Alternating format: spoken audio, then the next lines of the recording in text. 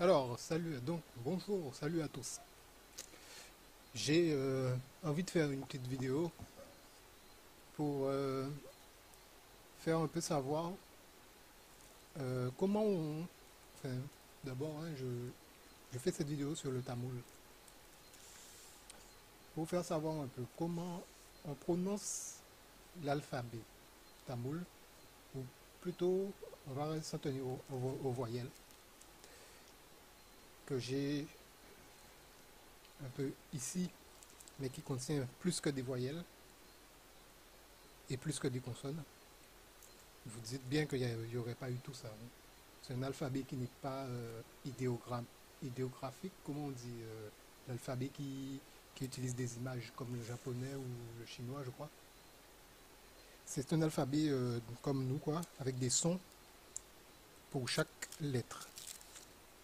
J'ai aussi par ici un petit support personnel, là, pour me rappeler quelques mots qui donnent euh, comment on prononce. Bon, ce qui est très intéressant, alors j'ai justement ici sur mon ordinateur, je vous montre, cette page que j'ai ouverte qui nous propose, hein, le même style de suite que j'ai sur ma feuille là.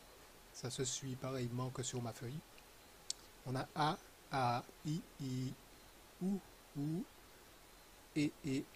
Là, c'est écrit de façon conventionnelle, hein. Le U en écriture, en alphabet tel qu'on le voit sur les trucs pour apprendre, eh ben c'est un OU, le E. Le E là, c'est un E.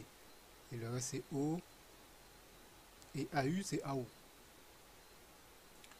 Donc, il y a le A. Je vous montre ici, sur le Paint que je viens d'ouvrir, comment il s'écrit. Je reprends pour ne pas faire trop de, de cafouillage. Alors, sur le Paint que je viens d'ouvrir, on va voir un peu. C'est un peu quelque chose comme ça. Vous voyez là, cette lettre-là. C'est d'abord une boucle qui se termine par un mouvement vers la droite. Vous pardonnez, vous m'excuserez, hein, c'est pas très simple d'utiliser le Paint quand on n'a pas le bon doigté, pardon. Et un trait, une barre comme ça. Donc c'est un peu une boucle très simple. C'est A. Ça fait une boucle comme ça.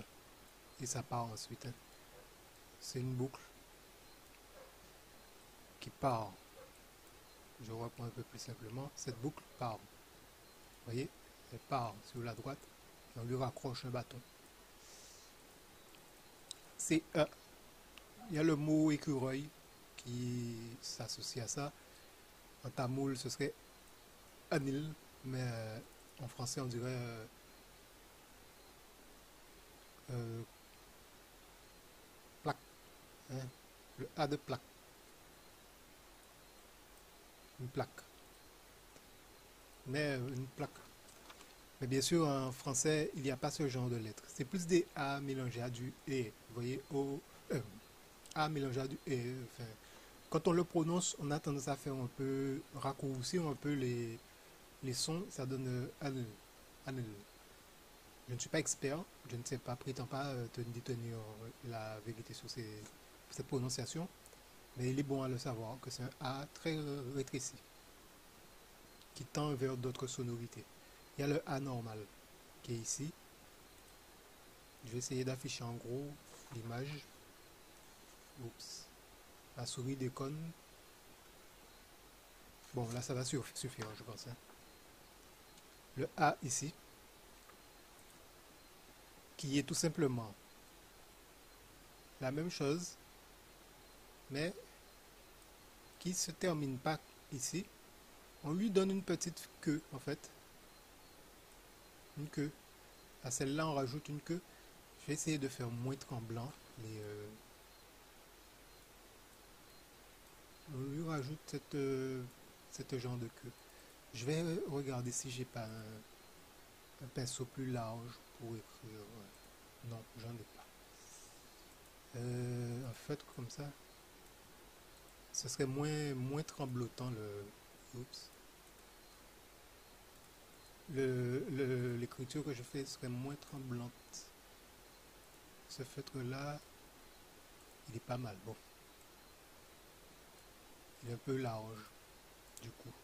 Alors, ça donne ça, en fait. Non, c'est toujours aussi... Mais la petite queue, elle part comme ça, vous voyez? C'est une espèce de boucle avec un trait qui part derrière et qui fait ça. Aïe. Bon, là, c'est un truc de très ébauché. Allez, une ébauche de ce truc. Donc, c'est A comme Aadou. C'est pas un AA. C'est pas un AA. C'est un A. C'est que j'ai tendance à entendre les gens dire ah. Vous voyez comment ma langue a un peu sauté? Ah. Ah. Mais c'est pas. C'est A. C'est plus un truc très monotone. C'est pas A. C'est A. Aadou. Par exemple, le mot qu'on nous propose, c'est chèvre. Mais en français, ce serait plus là. Va voir là pour moi. Va là. C'est là-bas. Le premier serait vous voyez. Euh,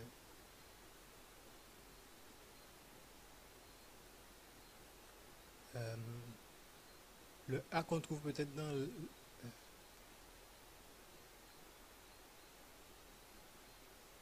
sac. Le sac. Vous voyez. Et ça, ce serait plus un A qu'on trouverait dans un mot qui vraiment est bien à, vous voyez. La pâte. Vous voyez, mais ce sont ces deux A là. Sac et sac. Vous voyez, sac. Et ce serait plus à. Ici, on a les deux I. Le I tamoul, c'est un I qui est normal, hein, c'est le I comme tous les I. I, pas plus de fioritures. C'est le I. Et là, il part comme ça. Là, je l'ai mal fait un petit peu. Regardez-le bien, hein.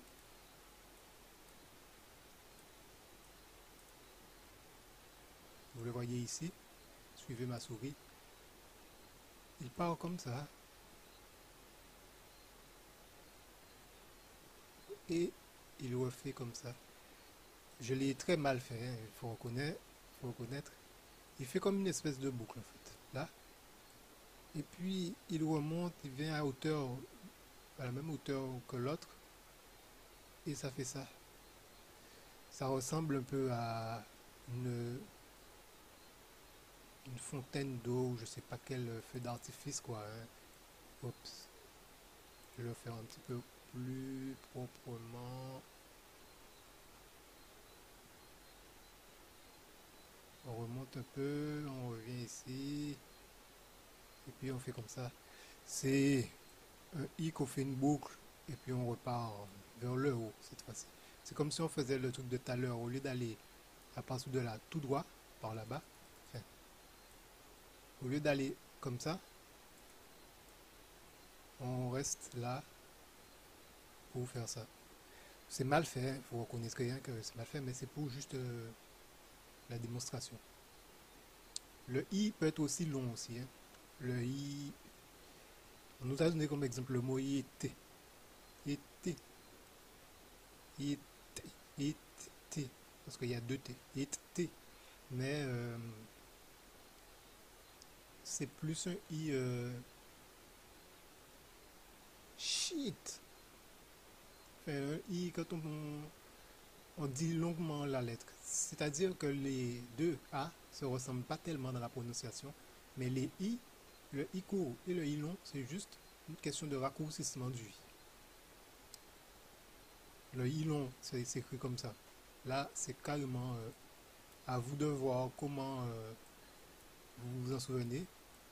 Vous faites aïe. Vous faites juste aïe. Juste un bâton, un bâton et un bâton, hein. D'ailleurs, ça peut ressembler à un grand T ou un grand N majuscule ou je ne sais quoi, hein.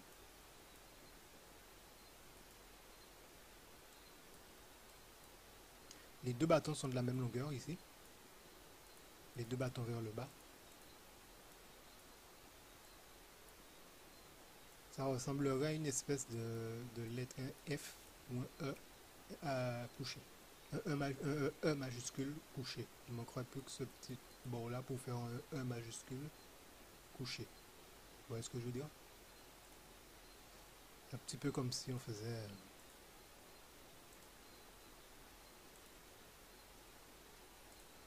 ça. Mais non. Il est dans ce sens-là.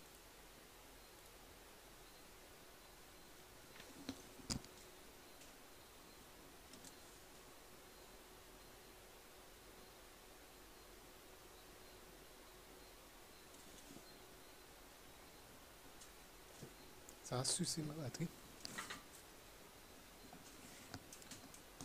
Bon, mon téléphone vient de... La batterie vient de me lâcher. Donc je vais peut-être continuer sans cette... sans le... sans la vidéo. Sans moi en vidéo. Il y a le... ou ici. Là, il s'agit d'autre chose. On part toujours comme ça. Mais là, on ne remonte pas. On descend au contraire.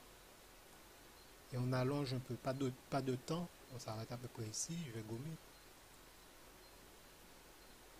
Ça fait penser un peu à un 2 légèrement sur les bords. Mais il ne faut pas s'y mettre en tête non plus que c'est un 2 exactement. Pourquoi? Parce que le 2 a une queue qui remonte. J'avais quoi comme stylo, celui-là? Un peu qui remonte, vous voyez? Comme ça. Bien qu'on ait tendance aujourd'hui à le garder vers le bas, le 2 normalement peut remonter par là. Tandis que celui-là, il n'est pas vraiment bien fait. Il reste ici. Il ne monte pas, il est très rectiligne. D'ailleurs, je me suis trompé. Il est très rectiligne, disais-je. Et on dit ou comme dans Urekiring, Urlekirenga, Kirenga. Je ne suis pas sûr que ça soit le bon. Urlekirenga. C'est R, c'est ça? Urlekirenga. Bon, ne cherchez pas à reproduire le son. Urlekirenga, Kirenga. C'est pomme de terre, mais même moi j'ai du mal. Urlekirenga. Urlekirenga. Mais c'est pas la peine de se souvenir. C'est le mot pomme de terre, mais c'est un uko. Alors pour le faire, hein, c'est comme je disais, hop, et on part. C'est Urlekirenga. Il est long comme mot. Mais pomme de terre n'est pas plus court non plus comme mot.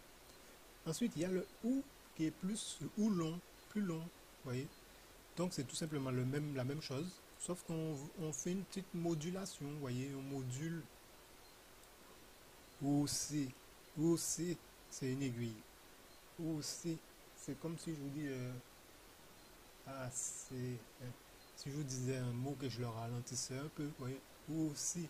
Si je fais aussi, vous avez bien entendu qu'il y a un ou au début. Hein. Si je fais aussi, si je fais aussi, enfin là j'ai mal prononcé le ou. Si je faisais aussi, non, on entendrait plus le mot si derrière un petit ou. Tandis que là, je montre bien qu'il y a un ou, vous voyez, ou si. Si je faisais aussi, si, vous voyez. Je fais, pour les i, je n'ai pas dit quel mot qu'il y avait en hindi. C'est gingembre, nji. Vous voyez, c'est un i hein, qui est devant, nji. Et le i long, c'est iti. Iti. J'avais dit iti. Nji, c'est machin. Nji, c'est gingembre. Et iti, c'est, bon, flèche. Lance, flèche. Le mot qu'ils ont mis à côté, quoi. Bon, je ne connais pas les mots tamoul. Revenons donc à notre ou, qui peut avoir un ou court et un ou long aussi. Pour le ou, urle kirenga, et le mot long, pour le ou court, c'était urle kirenga, et pour le ou long, c'est ou aussi, c'est aiguille, je disais.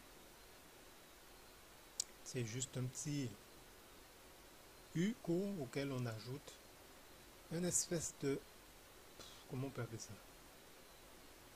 Euh,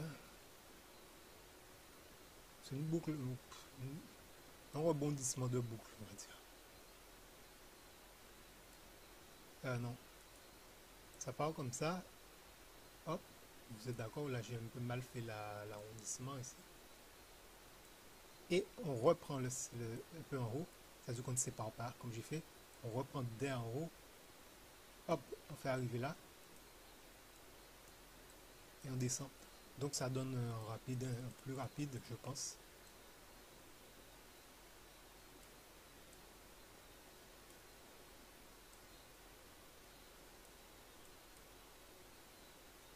Moi, quand je me sois trompé, il n'y a pas deux traits là. Quand j'ai fait la barre du haut, il doit y en avoir aucune qui est prolongée vers le bas. Alors, je crois que je me suis trompé en fait. C'est ça qu'on prolonge vers le bas. Oui, excusez-moi. Donc, on peut faire tout d'un seul mouvement pour cette boucle là. On part comme ça. On remonte et on va là. Et là, je l'ai mal faite. On fait toute la première partie d'un seul et on fait un petit trait qui descend. Bon, ça, on peut l'apprendre au fur et à mesure comment on fait ce petit prolongement-là, à force de le refaire à la main. L'important, c'est la prononciation. Ensuite, il y a et le e est long.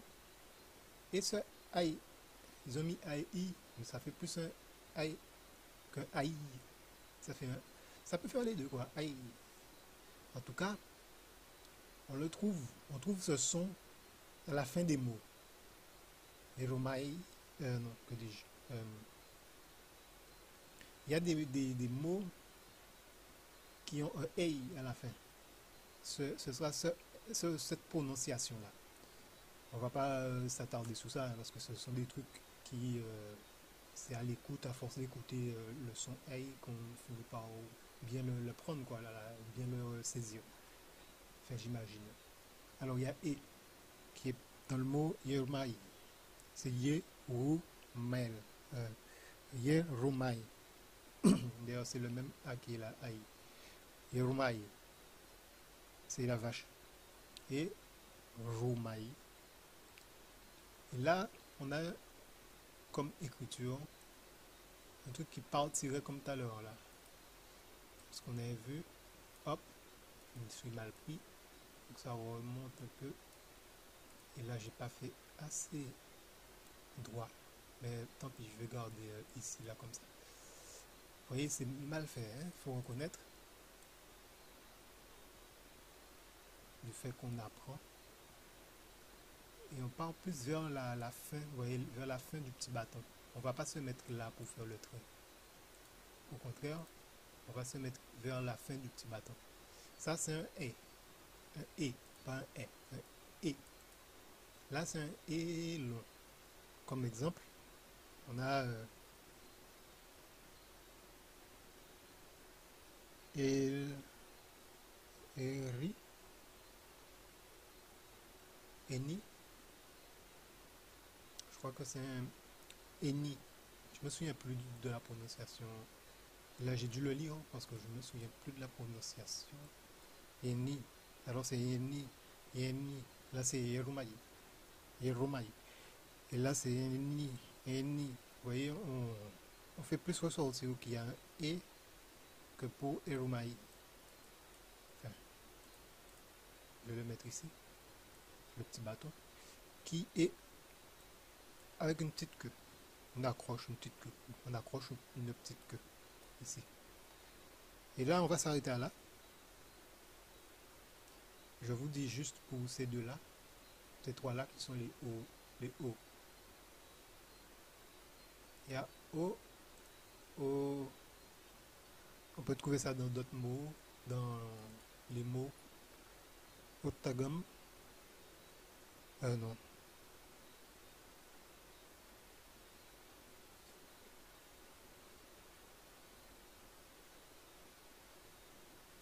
Le aïe, je ne vous l'ai pas dit, hein.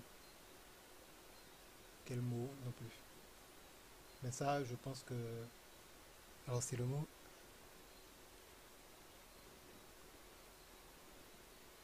Et c'est que j'arrive pas à voir bien. C'est un... Sur mon modèle là, je ne sais pas quel mot, et j'ai pas encore l'alphabet bien, donc je ne sais pas quel mot qui est bien écrit. Quoique c'est un, un, je crois que c'est un K, mais je suis pas sûr. Un gars ou un K. À moins que ça soit. Ah mais non, je l'ai encore regardé sur. Je vous dis ça dans un tout petit instant. Ouais, un tout. Je crois que c'est un tout. Un tout. À vrai dire, c'est le Ein s'écrit comme ça, on va par là et on fait ça. Alors, ce qui est bien avec le Ein, c'est que là, on parle sur une boucle comme ça ressemble un peu au E, pardon, le début, on va dire. Le début du AE, c'était comme ça, ouais. Vous vous souvenez, on faisait un petit bâton descendre. Sauf que là, on fait le petit bâton à demi comme ça, et on repart vers là, et on fait ça. Bon, c'est très mal fait, c'est grossièrement fait.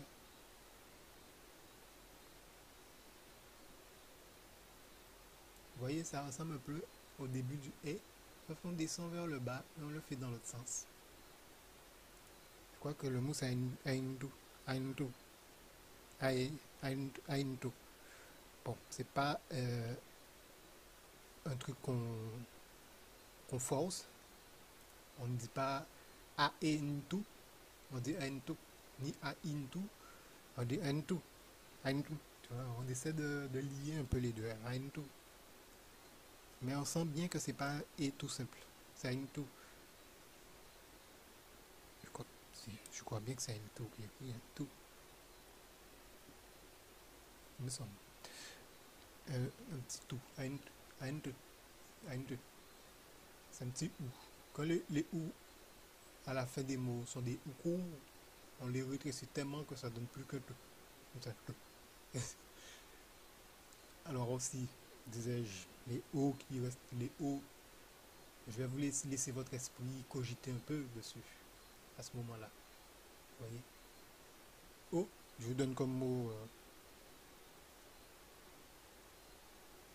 Onam, et le O long, Rottagam, qui c'est un lézard, et chameau.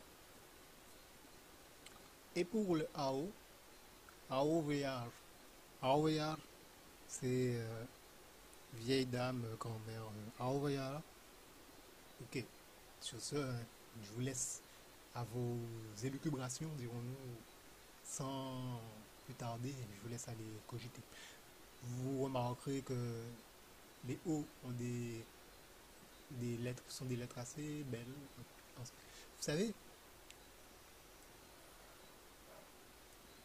ce sont des lettres avec des grandes volutes. Pourquoi? Sur le plan de je sais pas comment on peut appeler ça, pas linguistique, mais linguistique écrite, il est plus simple de faire des, des trucs comme ça. Vous verrez qu'en français aussi, il y a l'alphabet latin et grec qui est écrit sur des parchemins avec des petits bâtonnets. Donc on faisait un trait avec le bâtonnet, on gravait. Donc tout l'alphabet, les alphabets d'avant sont carrés. Mais maintenant on a inventé les stylos. Ces mêmes alphabets écrits tout droit ont commencé à s'arrondir. Pourquoi? Parce que pour lever le stylo et écrire le deuxième trait, c'était dur. Alors on faisait tout simplement un T devenir un simple bâton, vous voyez, hein, parce que le stylo glissait. Vous voyez, le stylo glissait pour faire d'autres lettres à côté. Hein. Eh bien, c'est le même phénomène avec le tamoul. Bon, sur ce, allez, à très bientôt. Bye.